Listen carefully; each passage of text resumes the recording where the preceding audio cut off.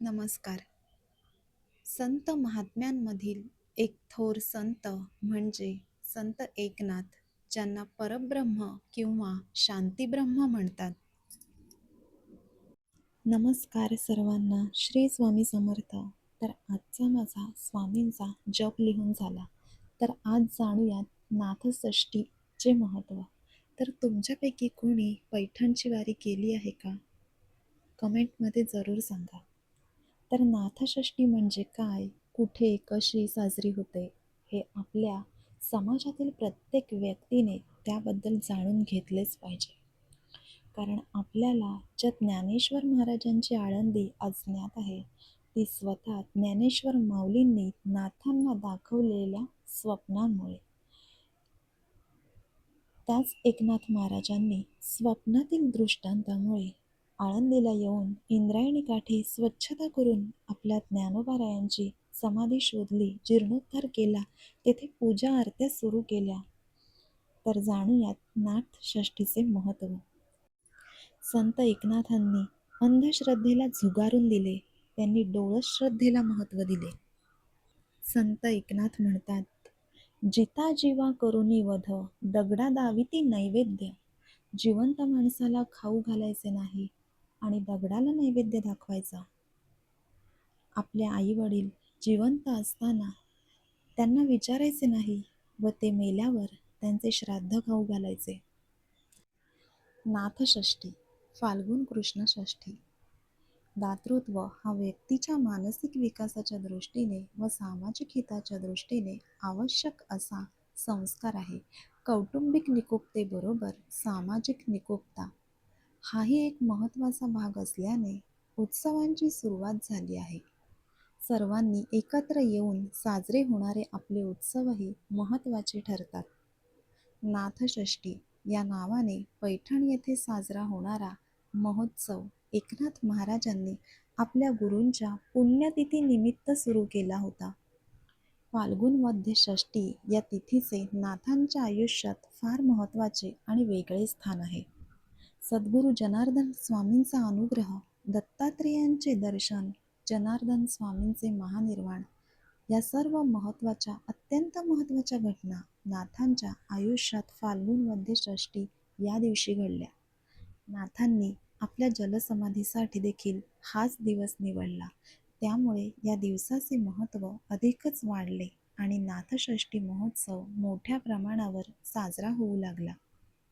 आपल्या महाराष्ट्रात अनेक संत महात्मे होऊन गेले. वारकरी संप्रदायात त्यांना मानाचे स्थान आहे. ते संत ज्ञानेश्वर, नाथ महाराज, नामदेव, तुकाराम व निळोबाराय हे होत. या संतांनी फार मोठे कार्य केले आहे. संतांचे जे ग्रंथ आहेत त्यामध्ये संत एकनाथ महाराजांचे ग्रंथ सुलभ व सोप्या भाषेत आहेत. तसेच भक्ती, ज्ञान व वैराग्य यांचे वर्णन फारच रसाळ आले आहे. नाथ महाराजांनी अशा पद्धतीने ग्रंथरचना केली आहे. नाथषष्ठी यात्रा हा उत्सव पैठण या गावी फार मोठ्या प्रमाणात साजरा करतात. नाथषष्ठी यात्रा ही पैठणकरांच्या अत्यंत जिव्हाळ्याचा, प्रतिष्ठेचा विषय मानला जातो. प्रत्येक पैठणकर नाथषष्ठीसाठी वर्षभर आतुरलेला असतो. 400 वर्षापूर्वी येथेच या गोदावरीच्या जलात नाथांनी देह ठेवला. वाळवंटात दिंडी नेऊन तिथे नाथांनी शेवटचे कीर्तन केले व ते पत्नीसह गोदावरीत शिरले. जरा वेळाने त्यांचा देह वर आला. त्यांच्या मुलाने त्यांना अग्नी दिला. दुसऱ्या दिवशी सर्वजण तेथे गेले तर तेथे एक तुळशीचे व एक पिंपळाचे रूप आढळले. त्यावरच नाथांची समाधी बांधण्यात आली.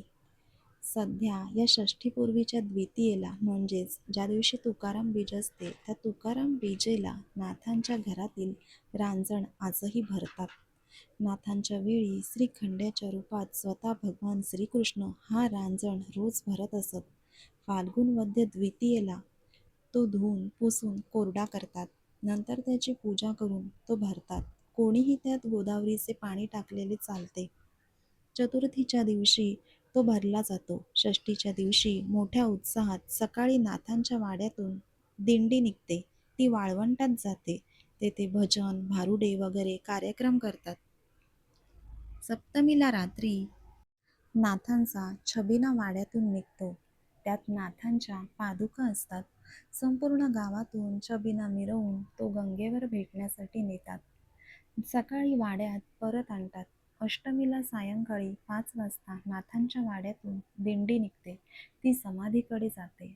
अर्धे सूर्यबिंब बुडाले असता समाधीपुढे दहीहंडी फोडतात. सर्व लोकांना हा दहीहंडीचा लाह्यांचा प्रसाद देतात. नाथांचे वंशज लाह्या व दही यांचा काला करून तो नाथांच्या पादुकांवर वाहतात. ही यात्रा एकादशीपर्यंत चालते. नाथांच्या जीवनातील काही प्रसंग सर्व जनांमध्ये जनार्दन पाहणाऱ्या या महान संताने आपले आयुष्य धर्माचा अविभाज्य भाग बनवले.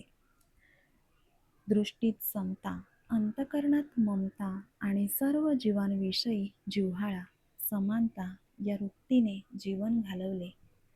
नाथांच्या जीवनातील अनेक लहानशा गोष्टीवरून ते नेहमी बोध घेत असत. नाथांच्या जीवनात घडलेल्या महत्त्वाच्या घटना. काशीहून रामेश्वराच्या अभिषेकासाठी कष्टपूर्वक आणलेली कावड त्यांनी तहानेने कासावीस झालेल्या गाढवाला पाजली. सर्व चराचर व्यापून असलेल्या त्या परमेश्वराला ओळखल्यामुळेच त्यांनी त्या तहानलेल्या गाढवाला तृप्त केले. त्यांच्या ठिकाणी नाथांनी परमेश्वर पाहिला. 500 वर्षापूर्वी जेव्हा समाजामध्ये पराकोटीचा कर्मठपणा होता, त्यावेळी नाथांनी महाराचे एक मूल उचलून घेतले. श्राद्धासाठी केलेले जेवण गरिबांना वाटून दिले. डुकराच्या स्पर्शाचाही वाट मानला जाई असा तो काळ होता. नाथांनी माणसामाणसामध्ये असा भेद मानणे योग्य नाही हे आचरणाने दाखवून दिले.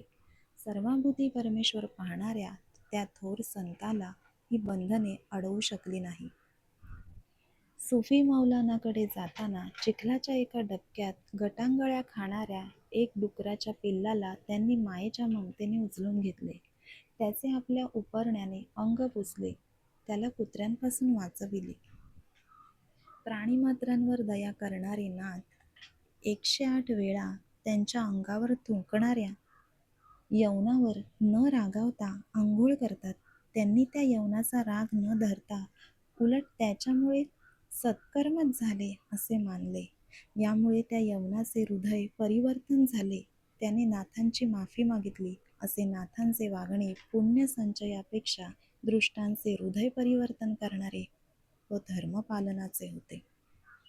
सद्गुरू श्री जनार्दन स्वामी देवगिरी किल्ल्याचे किल्लेदार होते. ते समाधीस्थ असताना शत्रूंनी किल्ल्यावर हल्ला केला. त्यावेळी सद्गुरूंची समाधी भंग होऊ नये म्हणून नाथांनी हाती शस्त्र घेऊन युद्ध केले. हाती शस्त्र घेऊन प्रत्यक्ष युद्ध करणारा हा पहिलाच संत. यावरून त्यांची गुरुभक्ती व कार्यतत्परता दिसून येते. राज्य रक्षणासाठी रणांगण सुद्धा धर्मस्थळा इतकेच महत्त्वाचे असते हे त्यांनी दाखवून दिले. त्यांच्या संत जीवनातील हे एक अलौकिक, राजकीय आणि ऐतिहासिक कार्य आहे. नाथांनी संसार व परमार्थ दोन्हीही यशस्वीरित्या केला. मानव आणि प्राणी यांच्याप्रमाणे भाषेच्या बाबतीत ते असेच क्रांतिकारकाप्रमाणे वागले. संस्कृत भाषेशिवाय अन्य भाषेत वेदार्थ सांगणे त्या काळात महान अपराध मानला जाई. याच काळात त्यांनी प्राकृत भाषेतून भागवताची रचना केली.